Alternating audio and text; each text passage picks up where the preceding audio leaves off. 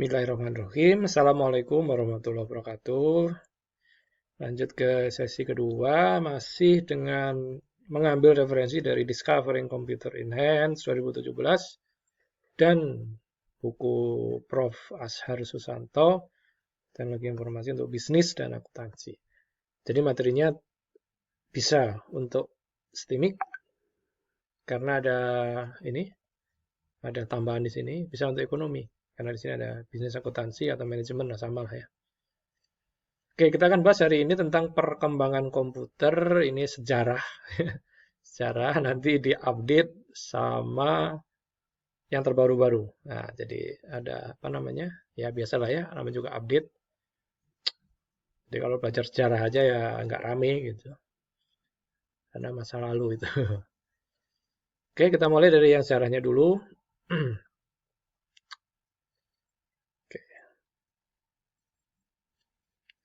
Minimal kita akan pahami awal perkembangan komputer, mesin pertama, era komputer sampai generasi sekarang.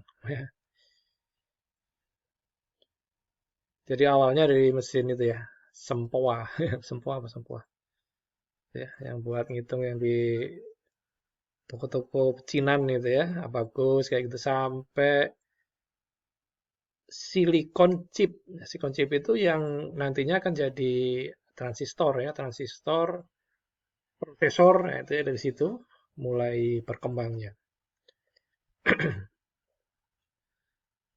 Awal perkembangan komputer, ya awalnya karena orang mengenal angka-angka gitu ya, sehingga kalau hanya sekedar ditulis di dinding gua zaman dulu gitu ya. Dinding gua ditulis gambar sapi 1, 2, 3. Oh, berarti sudah pernah nangkap apa? Bukan sapi ya, bison mungkin. Sekian. Terus di tulang, tulang itu apa? Tempat menyimpan data gitu ya. Jadi tulang itu kenapa kok digores-gores gitu ya? Mungkin ada data tadi di situ. Data dalam bentuk simbol gitu ya dan seterusnya. Jadi kalau zaman dulu masih terbatas sekali ya simbol-simbol itu.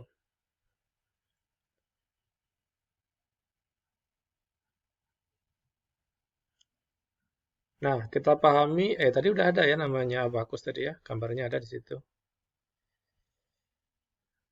Tadi, nah ini nih. Bentar. Oke. Perkembangan pertama yang disebut dengan counting board ya, dan itu semacam eh, cara untuk menghitung gitu ya. Terus kalau di Cina namanya abacus atau sempoa atau sipoa, di Jepang bernama soroban, soroban ya. Tahun berapa ini? Abad ke-16 ya, udah jadul lah. Nah, ini kayak gini modelnya. Anda pasti pernah lihat ini di toko-toko Cina. Sebelum era kalkulator ya. Itu pakai gini. Mungkin kalau saya hidup di 3 era ya. Era manual, era transisi, sama era milenial gitu. Mungkin kalau mahasiswa sekarang langsung milenial gitu ya. Jadi belum pernah lihat sempoa mungkin. Ya. Kemudian mesin pertama disebut mesin itu berarti sudah ada otomatisasi meskipun sederhana.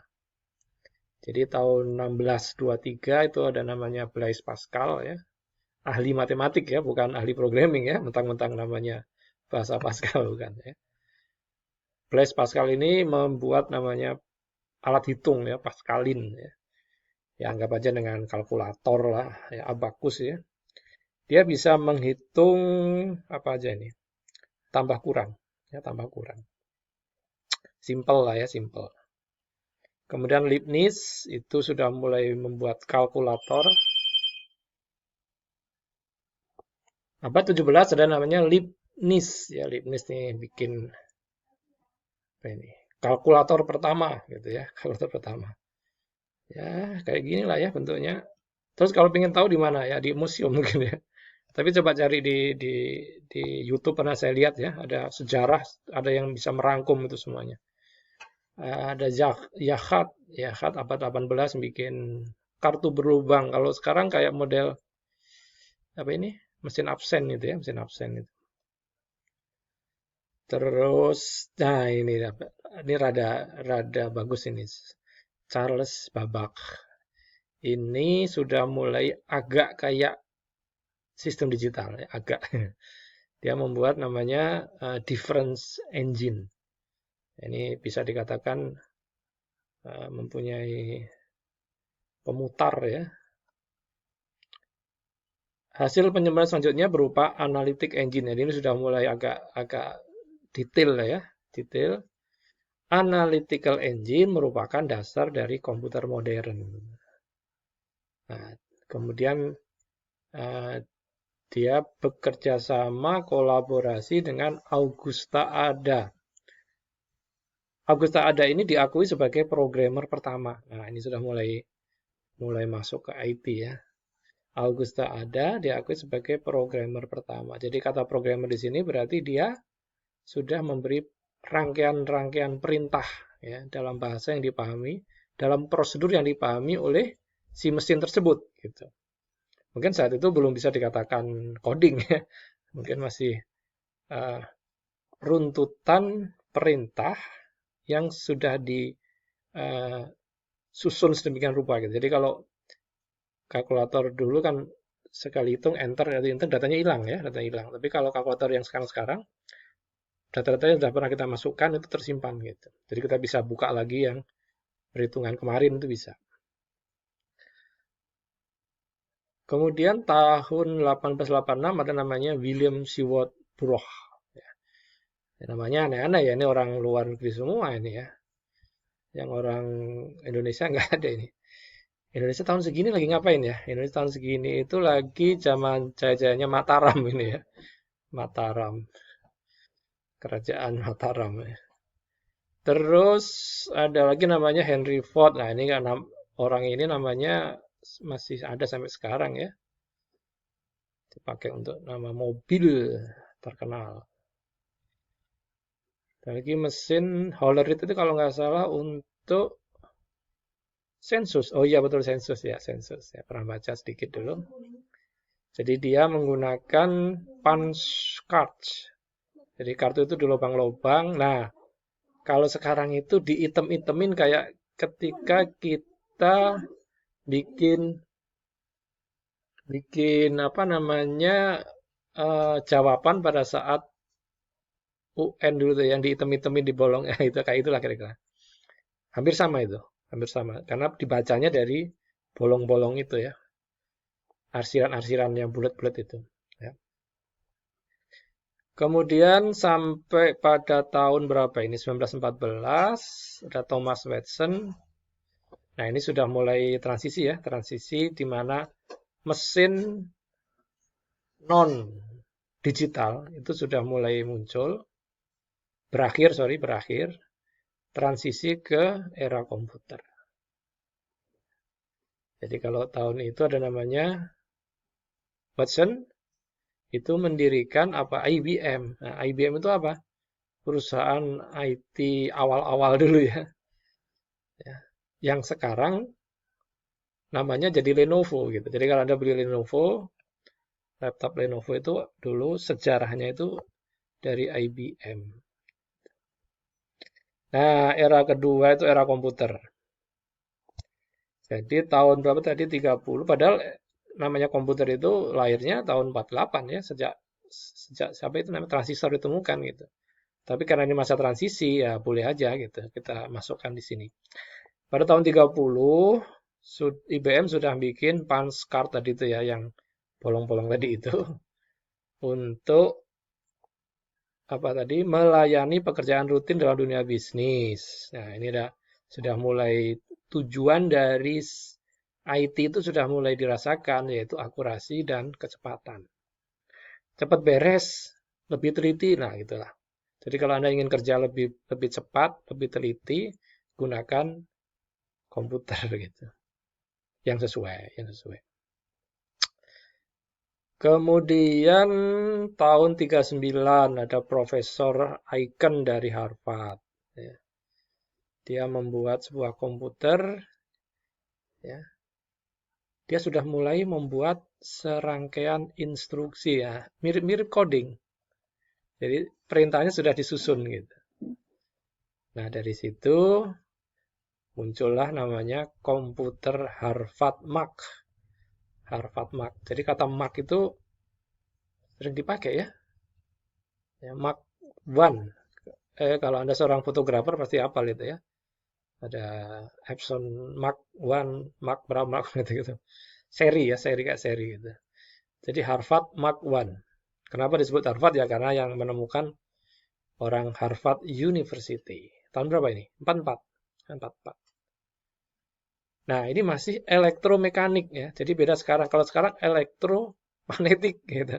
Jadi elektromekanik itu transisi ya, transisi dari mekanik ke ya, mesin listrik tapi belum digital gitu. Ya. Yang disebut sebagai relay. Ya, relay. Yang digunakan pada komunikasi telegram ya, sandi Morse lah sekitar segitu ya. Gitu. Nah, ini sebesar ini. Kalau orangnya sebesar ini ya. Orangnya segini, sebesar ruangan lah ya gitu. Yang kedua, yang berikutnya adalah ENIAC. ENIAC itu singkatannya apa ini? Electronic Numeric Integrator and Computer. Tahun berapa ini? 46. Oh, tahun 46 itu mulai transisi digantikan si Harvard tadi digantikan dengan ENIAC. ENIAC juga sama ya, gede-gede juga. Pokoknya gede aja udah zaman dulu teh. ENIAC menggunakan saklar elektronik berupa tabung. Ya, tabung ya, masih ingat? Kita punya TV tabung. Nah, itu masih ingat ya. Kalau sekarang apa? TV LCD, TV LED. ENIAC merupakan mesin yang luar biasa dengan panjang 100 kaki, 33 meter. Kayaknya satu gor gitu ya. Satu gor atau ya satu gor badminton lah ya. Berikutnya pada tahun berikutnya setelah ENIAC tadi ya, ada namanya komputer IAS. IAS itu dari kata Institute for Advanced Study. Tempat belajarnya Einstein. Waduh. Jadi kampus dulu itu kalau tempat di mana ilmuwan terkenal itu kayak gimana gitu ya, hebat lah gitu ya. Karena mereka mempunyai riwayat atau tradisi riset yang luar biasa. Komputer IAS adalah komputer yang digunakan untuk kepentingan umum. Nah, ini. Di mana dapat dipindah dari satu program ke program lain secara otomatis. Jadi, sudah mirip-mirip kayak sekarang. Ya, mungkin tapi belum ada internet ya. Belum ada internet. Belum ada jaringan lokal juga. Kayaknya belum ada tahun ini. Ya, belum ada. Ya. Setelah ENIAC ada von Neumann membangun namanya EDVAC ya. EDVAC jadi tadi komputer IAS sudah mulai menggunakan biner, jadi sudah mulai mau masuk ke digital ya, ke digital. Masih gede-gede ya, masih gede-gede sih komputer tuh. Masih gede-gede ya. Setelah komputer IAS dan EDVAC selesai, Eckert and Moseley memperkenalkan komputer UNIVAC. Namanya mirip-mirip ya. Jadi kalau nggak tahu, baca aja modulnya ya. Maka sejak saat ini dimulailah era komputer. Jadi sudah mulai masuk era digital ya, digital. Oke, kita lihat dibagi-baginya. Ada 4 generasi ini ya. Generasi pertama pakai vakum tube tabung. Kedua pakai transistor yang tadi saya bilang tadi ya, ditemukan tahun 48. Baru dipakai sebagai perangkat di komputer itu 5964 gitu. Masuk era IC. Jadi IC itu kumpulan dari transistor. IC disimpan jadi very large scale integration atau microprocessor. Nah, masing-masing generasi umumnya mengalami penurunan energi lebih hemat dan lebih cepat. Gitu. Lebih cepat.